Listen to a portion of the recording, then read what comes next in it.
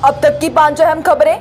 नफरती बयानों को हिंदू राष्ट्रवादी संगठन जानबूझकर मुस्लिम समुदाय के खिलाफ देते हैं। सुप्रीम कोर्ट के वकीलों के एक गठन ने उत्तराखंड के governor lieutenant general Gurmeet Singh को एक खत लिख राज्य में हो रही नफरती हादसों पर कदम उठाने की मांग की है।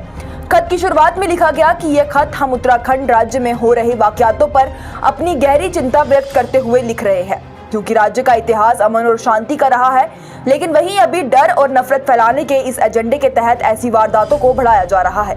उन्होंने कहा कि 12 दिन के समय के अंदर ऐसे 4 वाकयात पेश आ गए हैं जहां हिंदू राष्ट्रीय संगठनों की तरफ से जानबूझकर मुस्लिम समुदाय के खिलाफ बयान दिए गए हैं।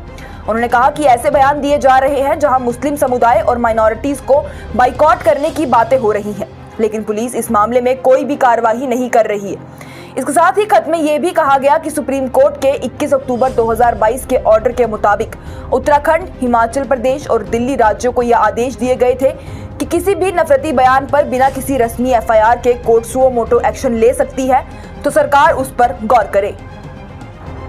सरकार के जम्मू कश्मीर के हालातों को सही बताने के दावों पर फिर उठे सवाल।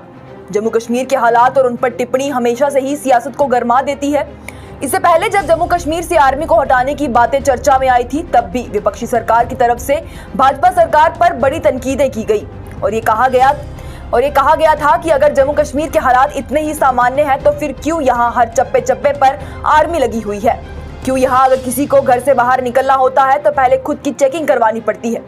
जिस मामले में सरकार ने यह कहा था कि जम्मू कश्मीर के हालात अब बिल्कुल नियंत्रण में आ गए हैं, यहाँ से आतंकवाद भी खत्म हो चुका है, अब जल्द ही यहाँ से आर्मी का कुछ हिस्सा भी हटा लिया जाएगा।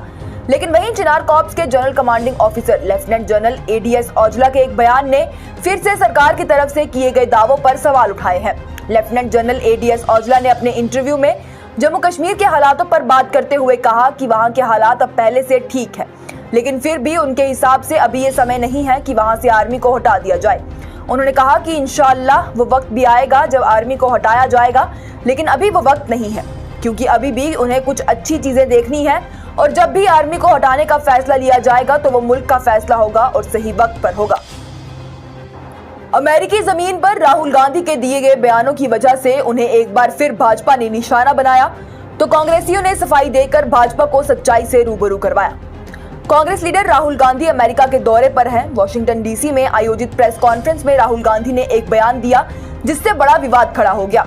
राहुल गांधी से सवाल पूछा गया कि क्या वो केरला में मुस्लिम लीग के साथ सरकार बनाएंगे। इसी के जवाब में उन्होंने कहा कि मुस्लिम लीग एक सेक्युलर पार्टी है जिसमें कुछ भी गैर धर्मनिरपेक्ष नहीं है। राहुल गांधी के इस बयान के बाद भाजपा और कांग्रेस नेताओं के बीच वाकयुद्ध शुरू हो गया।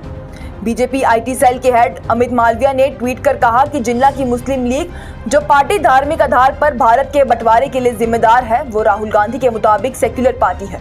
वहीं भाजपा की इस तनकीद के बाद कांग्रेस पार्टी के मीडिया और पब्लिसिटी डिपार्टमेंट के चेयरमैन पवन खेड़ा ने जवाब देते हुए कहा कि हम इंडियन यूनियन मुस्लिम लीग के बारे में बात कर रहे थे, लेकिन प्रधानमंत्री मोदी, अमित शाह और उनकी पार्टी बस जिन्ना की ही मुस्लिम लीग समझती है और उसी की बात करती है। अगर राहुल गांधी बेरोजगार है, इसका मतलब ये नहीं कि पूरा देश बेरोजगार है। अन्नामलई। तमिलनाडु से भारतीय जनता पार्टी के चीफ के अन्नामलई ने हाल ही में कांग्रेस लीडर राहुल गांधी पर तनकीद करते हुए कहा कि अगर पूर्व सांसद राहुल गांधी बेरोजगार है, इसका मतलब ये नहीं है कि इस देश का युवा भी बेरोजगार है। अन्नामलई ने यह बयान सीनियर कांग्रेस लीडर मनिकम टैगोर के बयान पर दिया, जहां मनिकम टैगोर ने कहा था कि कांग्रेस की अच्छी संस्कृति की वजह से ही तमिलनाडु में बाकी राजनीतिक पार्टियों का नाम खराब हो गया है। इसके साथ ही कर्नाटक चुनावों को लेकर भी सफाई देते हुए अन्नामलई ने कहा कि बीजेपी ने कर्नाटक चुनाव में भी अच्छे परिणाम लाए हैं और वो 2024 में होने वाले चुनावों में भी अच्छे ही परिणाम लाकर सरकार बनाएगी। बृजभूषण शरण सिंह और पहलवानों के बीच का नहीं थम रहा विवाद, उन पर और बढ़ते जा रहे हैं इल्जामात। बृजभूषण शरण सिंह और पहलवानों के बीच विवाद थम नहीं रहा। बृजभूषण शरण सिंह पर और नए आरोप लग रहे हैं। एक पहलवान का आरोप है कि बृजभूषण शरण सिंह हेल्थ सप्लीमेंट देने के बहाने से उनसे सेक्सुअल फेवर की मांग करते हैं। थाने में दर्ज शिकायत के मुताबिक यह आरोप तीसरे नंबर की पहलवान ने लगाया है। बाकी 2 महिला पहलवानों ने भी आरोप लगाए थे। दोनों ने यौन शोषण की कम से कम 8 कथित घटनाओं का जिक्र किया था।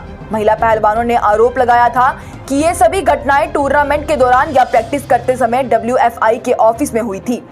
इसके साथ ही 5 जून को तय की गई बीजेपी सांसद बृजभूषण शरण सिंह की अयोध्या में होने वाली महारैली, जिसमें 11 लाख लोगों के जुटने का दावा किया गया था, बृजभूषण शरण सिंह के समर्थन की इस रैली को भी रद्द कर दिया गया है। प्रशासन ने इस रैली को करने की इजाजत देने से इनकार कर दिया है। ये थी अब तक की 5 अहम खबरें। लेटेस्ट अपडेट्स के लिए देखते रहिए न्यूज़ इंसाइडर 24/7।